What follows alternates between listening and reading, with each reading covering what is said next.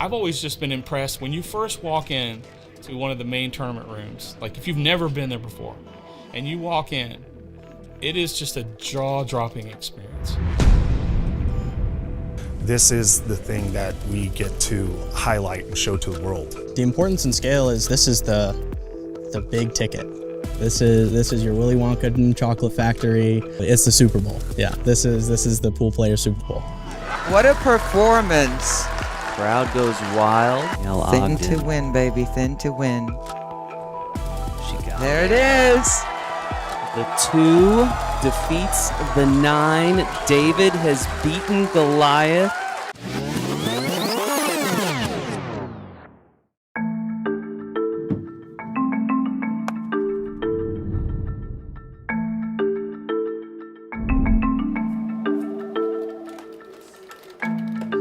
The events that we run are, again, the largest in the world, and we're in a Guinness World Book of Records as running the world's largest pool tournaments. Don't just happen. They don't just come together. You know, we don't just throw a bunch of pool tables in a room and turn people loose. There is an immense amount of care and dedication that goes on throughout the entire year.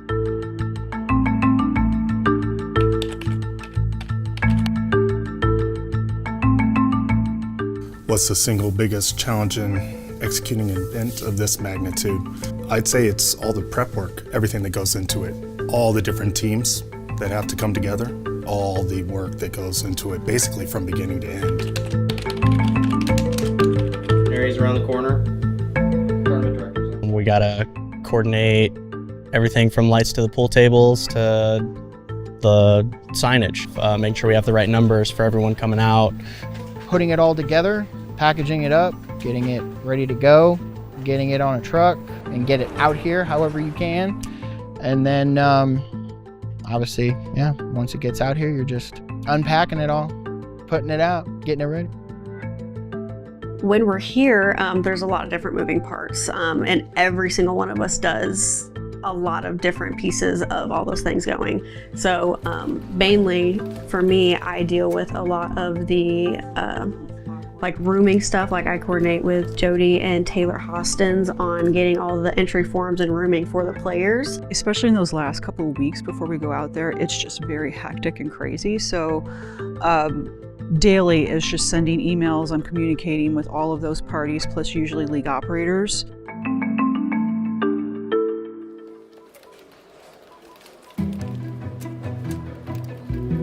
So 3 things that I work on before I arrive in a convention space is 1, measuring the space, making sure that I've got all of those for the floor plans and the layouts. The second part is coordinating with the different teams. You kind of have to orchestrate that part, really do have to direct it, making sure that each party is coming in when they're supposed to.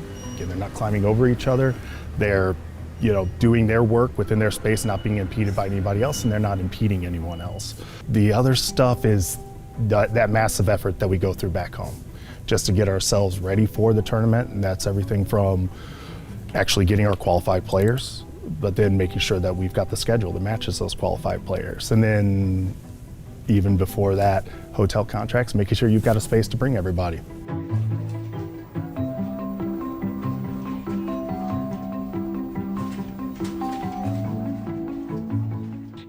We use the term team, which is very organic within the organization. We refer to them as teams because it's not limited to just being a part of the tournament team or the finance team or the marketing team, because then they will pull people out of each one of those teams and form a project team.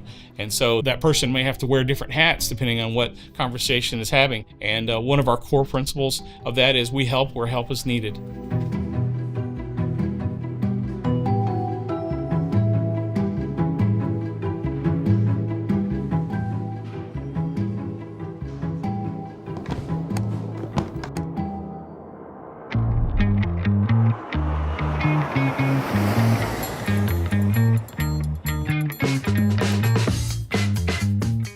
From the moment that we arrive on site to the final, whatever it is, pallet being put on the trailer as we're departing, I'd say for me, probably the most anxious time, if you have one, the most stressful time is probably that first day.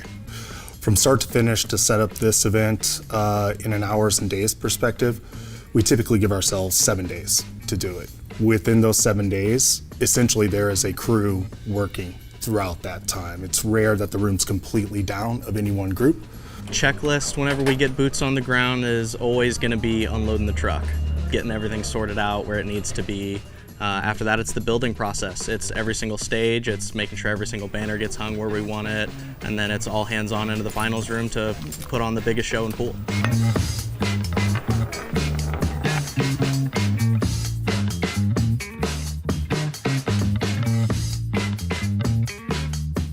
When it comes to the tournaments, the schedules are a huge thing. So I first have to know our tournament schedule, what play is going to look like each and every day. From that, I can deduce a referee schedule. But before any of that happens, yes, it's tons of calls, emails, reaching out to league operators and referees to get information simply about how do they get to Vegas once they're there. You definitely have to pack. Most of us are here for 2 weeks, sometimes a little bit more. So if you forget something, I hope you didn't need it.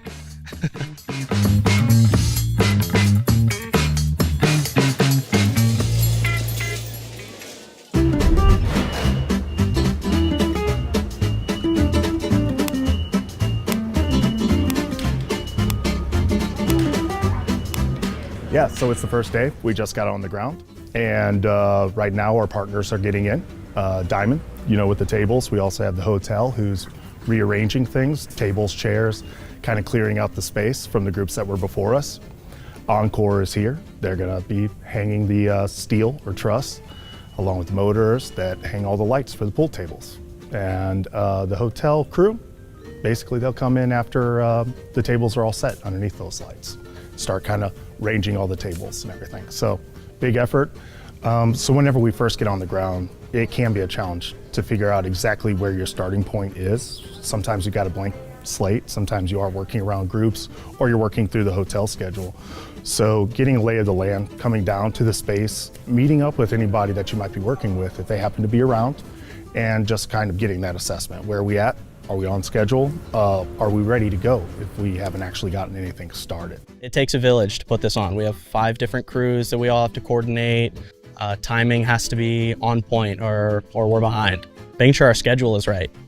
If our schedule is off, we don't have an event.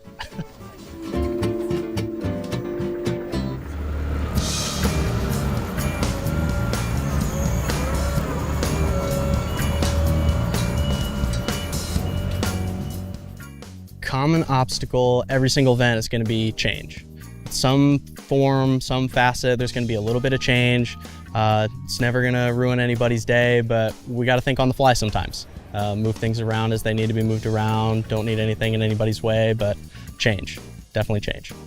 No matter how much planning, no matter how much scheduling we do with the different crews out here, with all the different, that are out here doing the different things, nobody's perfect. So once you get out here, you're going to run into, well, this took a little longer than what we originally had planned because of X, Y, or Z. So things get moved around in the time frame in which you originally had, which perfectly natural, but that's something that can present challenges. Making sure that our floor plans are all made out.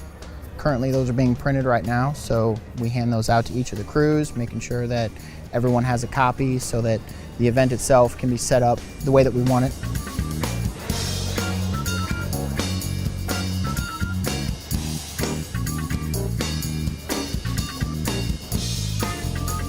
Luckily, we have such a great staff and a great crew and the wonderful crews out here helping us that essentially all I can really call it is a challenge most of the time.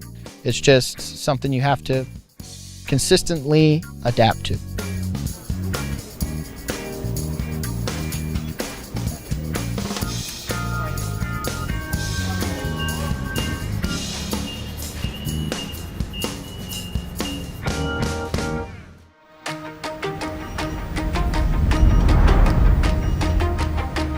Well, we're in day 3. I'd say that the progress is going very well. So far, all the teams are working together. Nobody's climbing over the top of each other. We're all doing our part to get everything going. I hate to say we're ahead That's normally not a good thing to say whenever you're setting these things, but for all intents and purposes, we're right on schedule.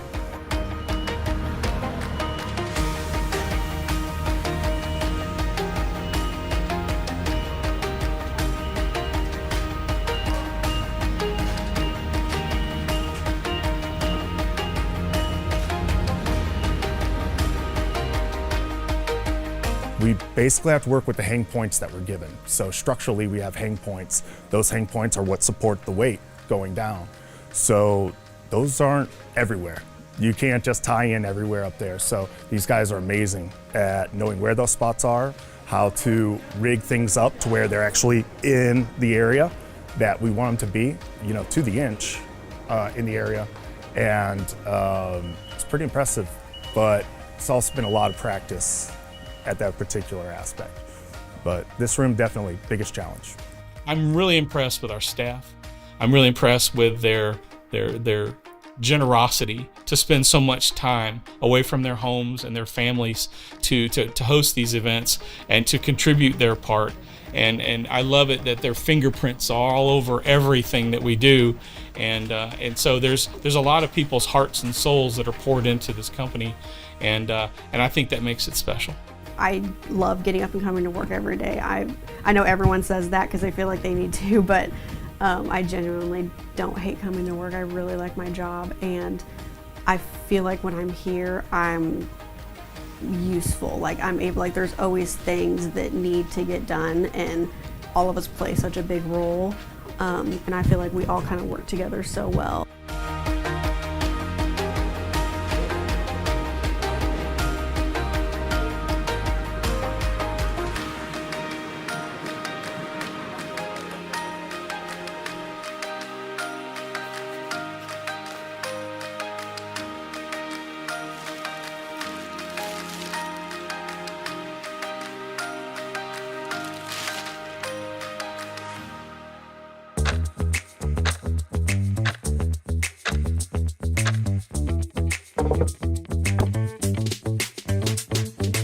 Most of what I do is just try to keep the space true to what the game that's being played, right? You got to have a certain amount of room around the tables. You want to have spectator seating, you want to have player seating. You got to have aisles. That's going to be required by, fire code, things like that. Where we can hang things, where do you have things in the ceiling to actually hang your rig points that hang the truss or hang the steel, that hang the lights, and then the tables go underneath those. So pretty much whenever I'm going through the plans, I'm looking at any improvements we can make over the last event. So it kind of starts there, what's the goal of the room? And then it really comes down to the shape, the space of the room. Each room is different. I kind of joke with everybody that I talk to about this job. It's trained me to go into a space, any convention space, and just look up, basically to see how could I hang pool table lights in this space. And it's kind of bad. I do it everywhere. This is just one room. It'll have 98 tables in it, another room with 160, and then another room with 64 tables. So it's kind of like a huge game of Tetris, if you will, kind of just shuffling things around and trying to get them in the right spot so that they're not impeding the work of others and that they're ready to go. We can move them as quick as possible to where they need to be.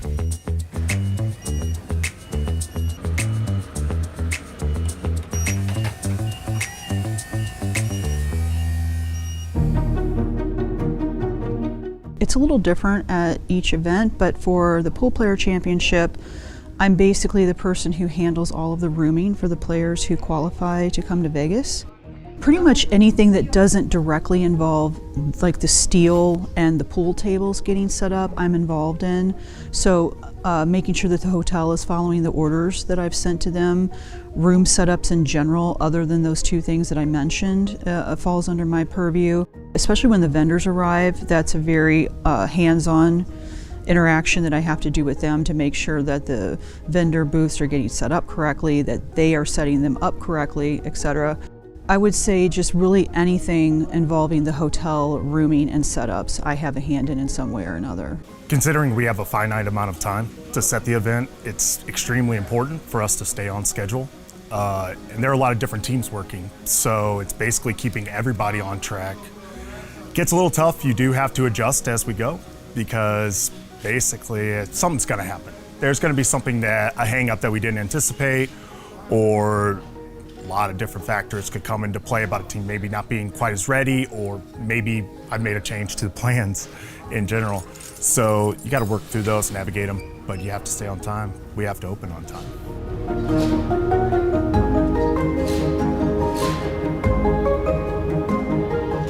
Everything we need essentially to facilitate the entire tournament needs to be in place. So all of our computer programs, our computers themselves, staff needs to be duly informed of any changes or just updated on, what information they need so that players naturally will walk in with questions. We need to make sure all of our staff have the correct information and a way to facilitate getting them answers. Yeah, making sure they have everything they need.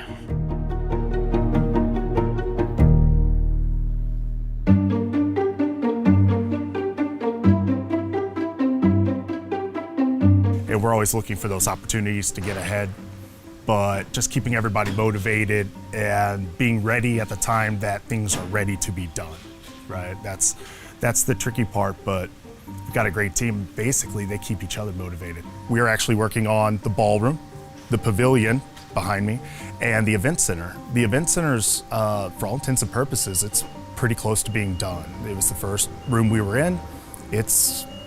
We got all the lights, all the tables are set. We're starting to get all of the player seating and spectator seating down, so that's running really well.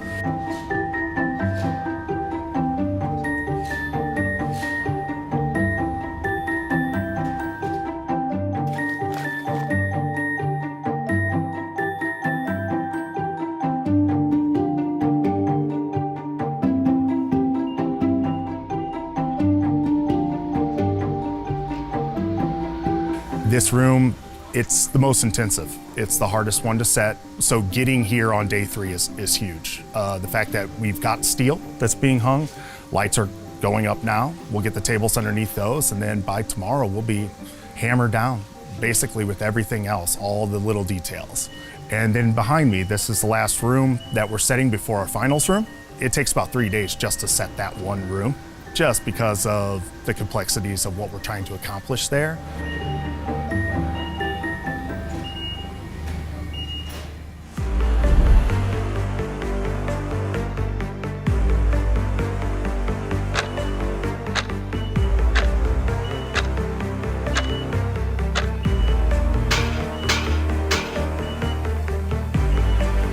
For what's behind me, it's taken, I think we got in here technically 2 days ago. We're nearing the end of the set for the rest of the rooms. Currently, we're in the finals room, and we have about half of it set, to say. The semifinal tables, they're in, lights are hung. Behind me, we still have the finals table set up. So it's gonna be everything from the camera. We have to set that. The TVs that go around the camera for the scores, for the live feed. The down lighting still has to be set. The perimeter lighting is set, has to be tuned in. We also have to make sure that the table gets placed directly under the camera, check all of that, make sure our overhead shot's excellent. Then we have to move it out. We have to put dance floor down. This event's unique in that we have the wheelchair championships in it. And so one of our big goals this year, something that's different for this room, is really focusing on providing a surface that makes it easier for them to maneuver around the table after what will be a long tournament day. That's something that'll go in, then we'll reset the table. We'll put our pit area around it with all of our signage and things.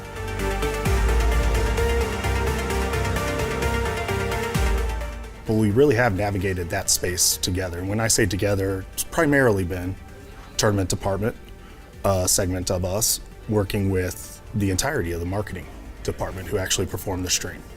So when I first hit the ground running, when I get to events, the first things I'm worried about is getting our gear to where we need it to be, because it gets trucked in. So making sure that it's all here in one piece, and then worrying about getting things like the power drops and then our internet drops from the hotels or wherever we're streaming from. Those are kind of vital to get us going. We can't really start setting any of our systems without power, and the streams don't work without internet. And we have camera systems that run over Ethernet cables, and so getting that internet drop is important to us to kind of get all of that going. This is the thing that we get to highlight and show to the world, and we take it very seriously. And so I encourage everyone to go back and look at those videos and just see the steps that we've taken. And we'll continue to take to really elevate this experience for the amateur player.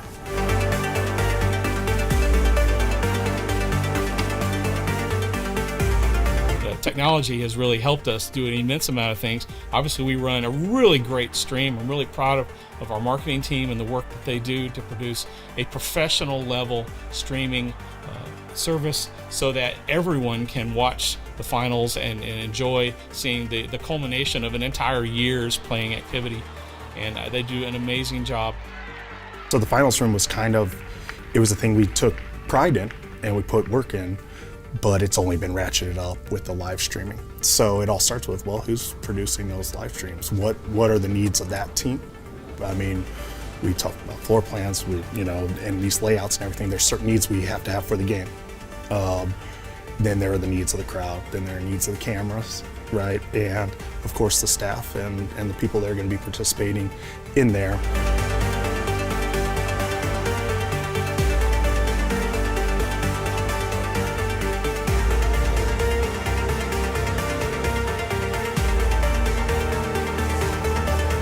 The most important stuff when we are thinking about setting up for the streams is obviously going to be the pool table itself. Lighting the pool table for the finals match is quite the challenge because we don't use pool table lights. In the finals arena, we use a whole different setup because we need to have a camera down on the table. The other biggest stuff is for setting up our computers and making sure that all of our systems are working. Because if those things aren't working for us, the stream's not going anywhere. It's just going to be a match played in a room that no one else gets to see.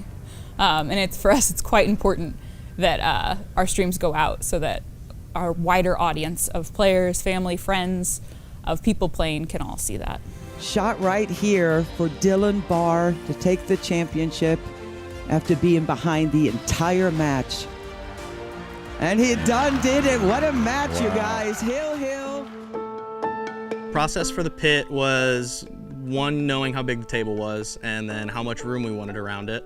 After that was a lot of research into trussing and just how heavy it is, how much weight it can support, pieces that you can put into it to make it different every single time. But really it's just about the design and creating a flow, an easy move around, not only for players but for the referees, for creating good camera angles and good shots. I mean, you have to stay on your corners, you got to get your end rails, you got to get up in the ceiling to create the top down.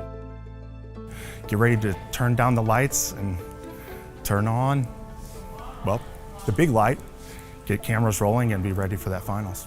So over the years, we've really grown. We added the pit, we've added this professional lighting. When we first started, our top-down camera was a GoPro inside of a pool table light that we cut a hole in.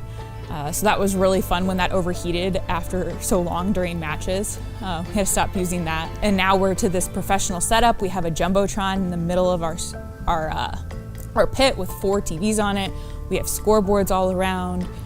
We have professional lighting. We have somebody who does actual lighting during our matches. So we've just really grown. We've added cameras, we've added graphics, we've made it more complex and hopefully made it a bigger deal to kind of spotlight our amateur players.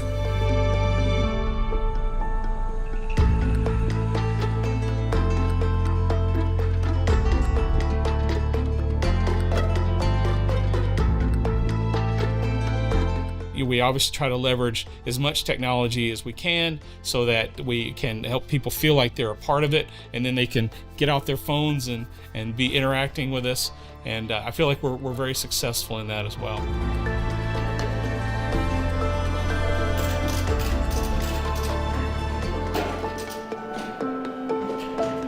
After somebody's watched our finals match, the one thing I would really love for them to walk away with is a want to join APA.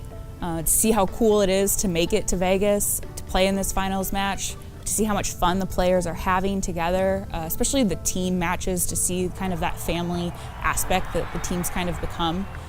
I want people to see that, see all the joy from the players and really want to join a league, make friends, kind of get a second family for them, or bring their family and friends into the league and kind of have that kind of fun.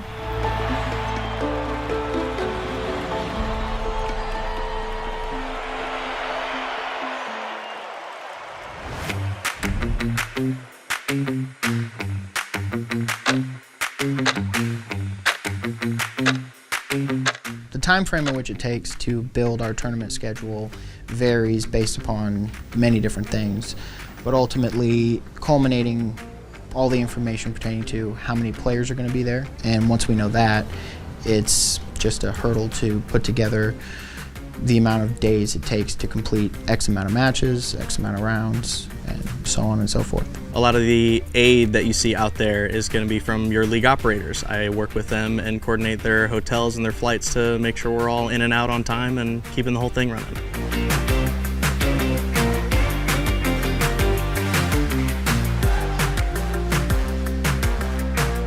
Some things we got to do before any of the rooms are active is all the signage needs to be up. Pool tables, perfect condition, hopefully. We need computers to track everything.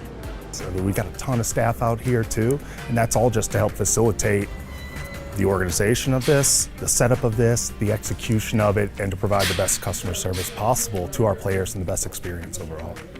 Something that sets apart APA from, say, other events in the pool world is our scale. The importance in scale is this is the big ticket. This is your Willy Wonka and Chocolate Factory. This is our bread and butter. This is what we all love to do. We all love to go shoot pool, and this is the end-all be-all. I mean, you have to run a gauntlet, sometimes multiple seasons in a row, all your singles boards, regionals, just to make it out here, and we try to put on a great show for you guys and have fun. It's the Super Bowl. Yeah, this is the pool player Super Bowl.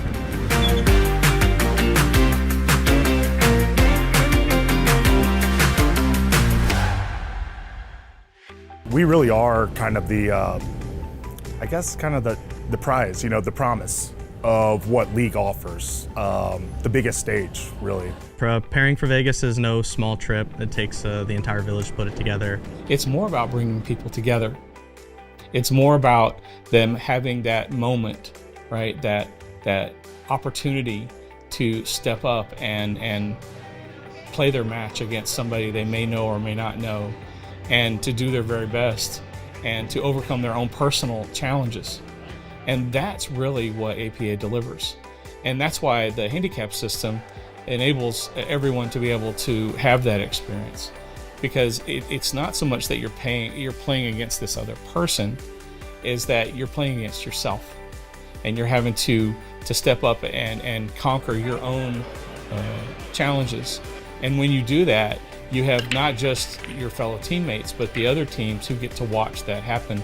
And then if you make it to the finals and you were streaming live on the internet and then later on television, that's an amazing experience that can't be replicated very many other places.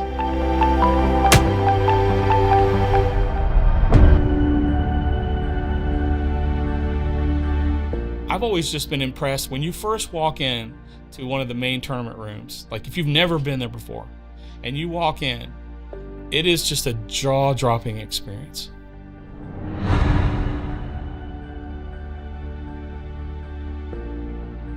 You're walking into somewhere you're never gonna be able to experience this just haphazardly in life. It's going to be an otherworldly kind of an experience where you're gonna I have never seen so many pool tables, so many pool table lights, and so many people in one room, and knowing that they're all there to do what you're there to do. And then you're gonna meet so many people that you've never met before, and you're gonna make relationships, you're gonna create friendships. There are gonna be people that you friend up online and stay in touch with, and that is just quite the amazing experience.